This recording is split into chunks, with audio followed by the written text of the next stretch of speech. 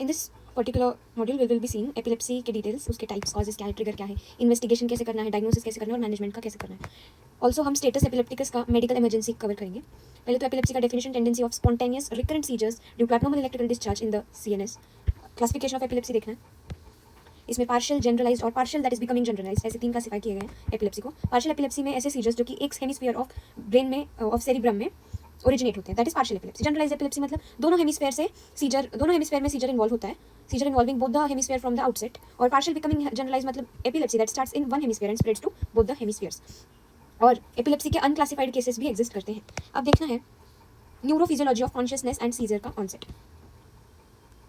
Consciousness को समझना जरूरी है एपिलेप्सी समझने के लिए। अब रेटिकुलर फॉर्मेशन एक ब्रेन स्टेम में स्ट्रक्चर होता है, और thalamus specifically the intralaminar nuclei वो सेरिब्रल कॉर्टेक्स को एक्टिवेट करने में मदद करते हैं। They have a role in activating the cerebral cortex. Sleep का, सोते कैसे इसका मैकेनिज्म देखते हैं।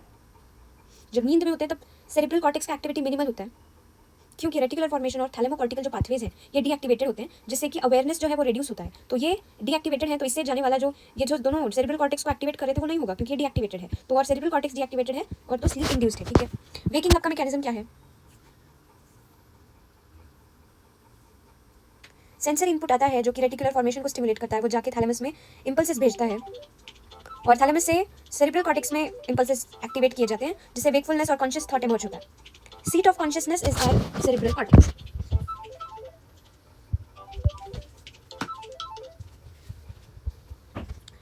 Pathway from reticular formation to intralaminar nuclei of thalamus projecting to cerebral cortex is considered seat of consciousness. अब देखना है कि एपिलेप्सी एंड कॉन्शियसनेस का alteration of epilepsy and consciousness. ये जो असेंडिंग पाथवे देखा है ना हमने, रेटिकुलर फॉर्मेशन थैलेमस और जाके फिर कॉर्टेक्स, ये जो असेंडिंग पाथवे है इसी में हम इसका रिलेशनशिप देखेंगे।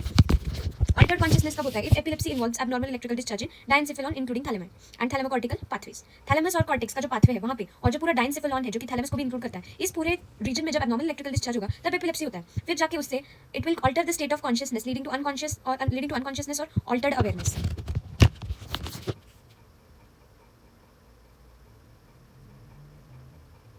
हाँ, तो maintain consciousness if seizure focus does not involve the diencephalon और thalamocortical pathways, the patient maintains consciousness. Seizure focus अगर हमारा डायेंसेफेलॉन और थैलेमोकॉर्टिकल पाथवे में नहीं है तो पेशेंट कॉन्शियस रहेगा, पूरा नॉर्मल एक्टिविटी चलेगा उसका। और जब epilepsy involves abnormal electrical discharge in diencephalon and thalamocortical areas, it will alter the state of consciousness leading to unconsciousness और altered awareness. Key distinction, seizures that alter consciousness imply involvement of diencephalon or thalamocortical pathways, while those that do not imply the diencephalon is not involved। मतलब ऐसे seizures जिसमें कि consciousness alter हो रहा है, मतलब पहले कॉन्शियस है फिर अनकॉन्शियस है, अनकॉन्शियसनेस और अल्टर्ड अवेयरनेस इससे दोनों में पेंडुलम जैसा इधर उधर हो रहा है, तब डायेंसेफेलॉन थैलेमोकॉर्टिकल पाथवे इन्वॉल्व होते हैं। लेकिन जब ये अनकॉन्शियस कॉन्शियस वाली चीज़ नहीं हो रही है तब हमारा डायेंसेफेलॉन इन्वॉल्व नहीं होता। अब देखना है सीजर जनरेशन और स्प्रेड कैसे होता है। नॉर्मल सीएनएस का फंक्शन क्या है कि CNS has robust mechanism to prevent undue spread of electrical activity. Selective actions like moving only the thumb are possible because surrounding neuronal circuits are inhibited. Neurotransmitter systems कैसे excitatory और inhibitory होते हैं। Excitatory में cholinergic, glutaminergic and aspartate system आते हैं। Inhibitory में GABAergic system is the primary inhibitor in the higher nervous system. GABA का mechanism क्या है, GABA binding to its receptor Leeds to either chloride influx और potassium efflux causing hyperpolarization and making neurons harder to stimulate. Epilepsy का mechanism क्या है, it arises from imbalance where either the stimulatory system is overactive or inhibitory system, GABAergic system is underactive. This imbalance leads to abnormal repetitive synchronous neuronal discharge that spreads unduly. ठीक है, अब हमने scissor generation देखा, उसका mechanism देखा। अब partial epilepsy देखते हैं। अभी हमने जो एपिलेप्सी का क्लासिफाई किया था, partial generalize, partial becoming generalize. अब उसमें से पहले तो पार्शियल एपिलेप्सी को उठाते हैं और देखते हैं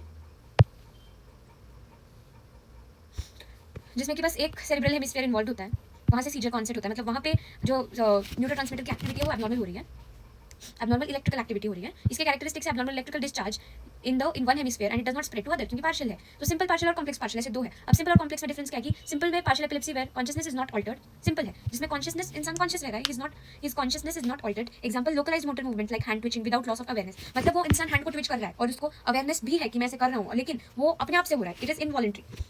कॉम्प्लेक्स में ये कॉन्शियसनेस लॉस है, उसको without loss of awareness, localized motor movement without loss of awareness, or complex is partial epilepsy where consciousness is altered, patient becomes unconscious. This implies involvement of the diencephalon.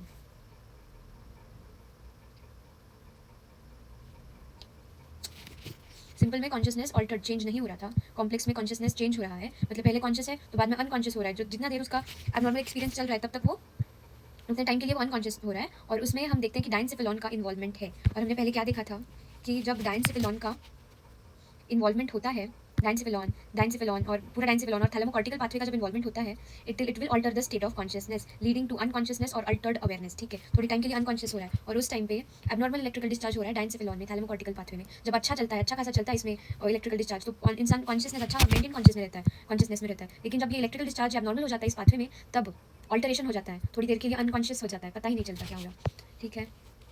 Now we will see. We saw simple and the complex partial epilepsy. Now let us see seizure का diagnosis कैसे करना है, true scissor, pseudo scissor क्या है, partial और generalise में diagnose कैसे करना है, ठीक है।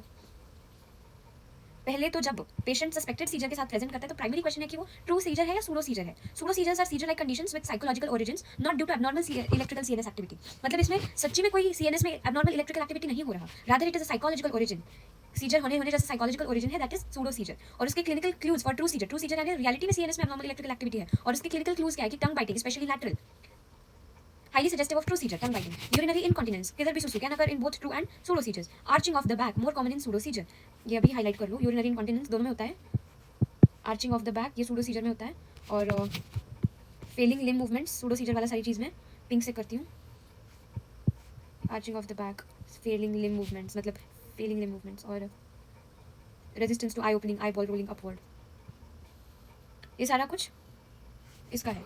और जो ट्रू वाली चीज़ है ना, ट्रू सीजर में टंग बाइटिंग बिहेवियर आ जाता है, और दोनों जो है यूरिनरी इनकॉन्टिनेंस, ये जो ना दोनों के सिम्टम है, साइंस हैं। और आगे जाके देखना है कि इंपॉर्टेंस ऑफ डिफरेंशिएशन, मतलब ट्रू और सूडो को डिफरेंशिएट करके क्या मिल रहा है हमें। Misdiagnosis of epilepsy can lead to unnecessary medication, side effects and social stigmatisation. Pseudo seizures are often associated with history of childhood sexual abuse, okay. और सूडो सीजर के क्या क्या पॉइंट्स हैं, साइकोलॉजिकल ओरिजिन और जिससे कि सीजर लाइक कंडीशन होती है, और इसमें arching of back, flailing limb movements, eye open नहीं कर पा रहा, आई बॉल रोलिंग अपवर्ड, ये सारा कुछ history of childhood sexual abuse से एसोसिएट होता है। Partial and generalized epilepsy, this distinction is crucial for drug selection. Partial एक सेरिब्रम में हो रहा है, दोनों हेमिस्फीयर, एक हेमिस्फीयर में हो रहा है, दोनों में हो रहा है, ये जानना जरूरी है। अब pharmacological management of epilepsy, first line drugs कौन से हैं, तो एपिलेप्सी का type, first line second line drugs कौन कौन से हैं, ठीक है।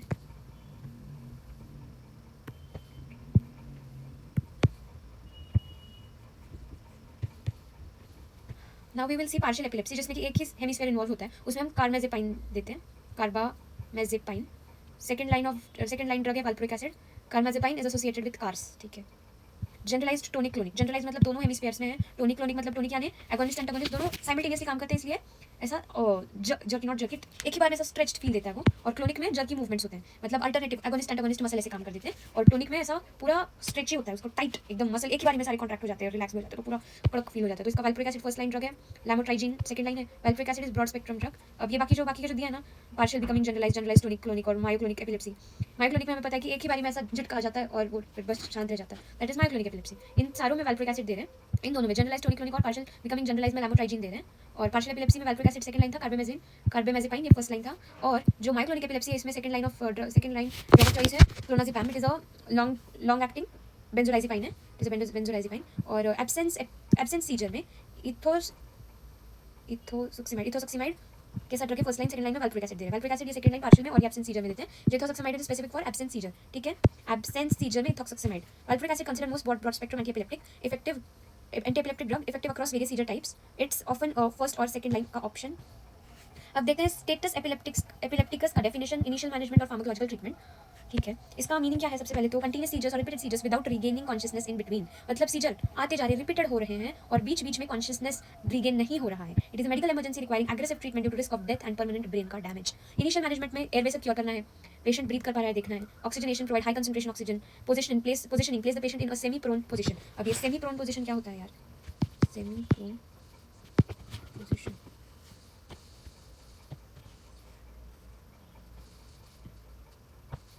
अच्छा मतलब मैं जैसे सोती हूँ वो basically semi prone position, no this is prone मतलब उल्टा, और थोड़ा सा ऐसा ये करके, right knee and hip flexed, left hip and knee slightly extended.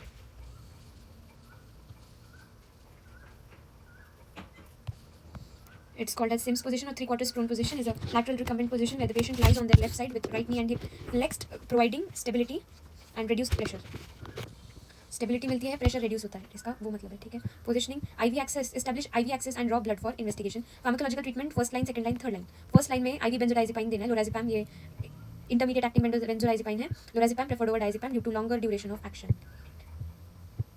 यार डायज़ेपैम तो लॉन्ग एक्टिंग है, लोराज़ेपाम को इंटरमीडिएट पता नहीं. सेकंड लाइन में IV फेनिटोइन देना है, fosphenytoin preferred over phenytoin due to less vein irritation. Third line IV phenobarbital, it's a barbiturate. और या फेनोबार्बिटॉल एपिलेप्सी में देते हैं स्टेटस एपिलेप्टिकस. रिफ्रैक्टोरी केसेस में general anaesthesia may be required, managed by anaesthetist. Options include barbiturate coma, sodium thiopental or propofol.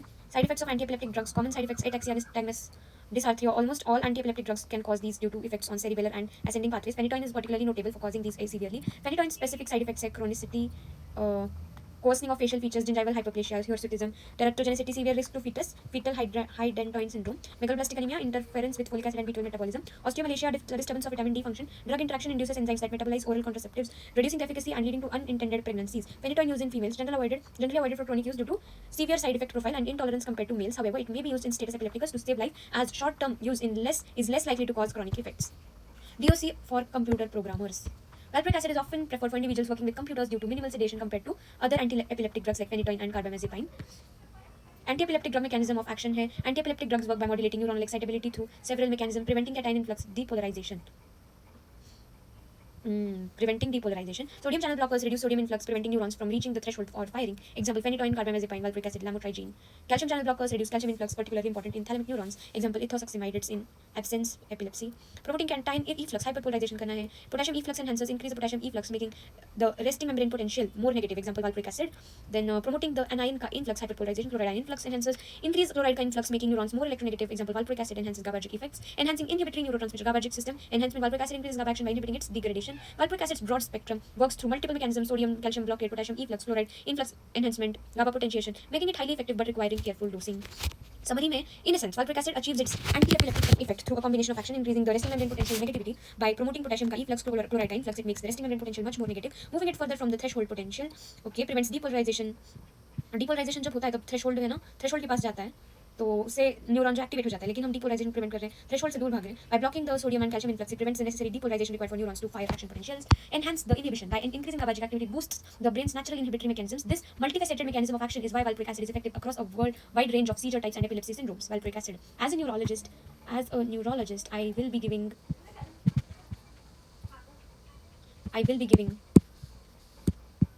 valproic acid very much to my dear patients, my epilepsy patients. Okay, now computer programmer with epilepsy is there. She's a young lady. She's a computer programmer. She presents with epilepsy. Drug contraindication कौन कौन सा नहीं देना है? Phenytoin cannot be given. Carbamazepine क्यों नहीं देना है? Sedation effect है, हमने यहाँ पे देखा है कि हाँ sedation cause करता है, ये तो नहीं देना है. ठीक है. Carbamazepine should be avoided due to its sedating effects. Phenobarbital also produces sedation and other unwanted side effects. General sedation देना है. Most anti-epileptic drugs cause sedation.